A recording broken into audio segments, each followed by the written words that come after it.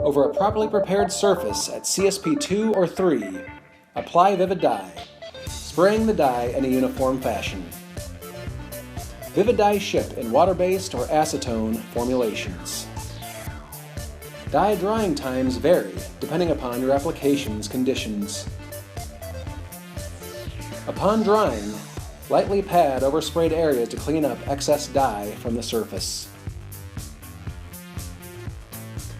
Mix 2-part epoxy Aquaflex WB.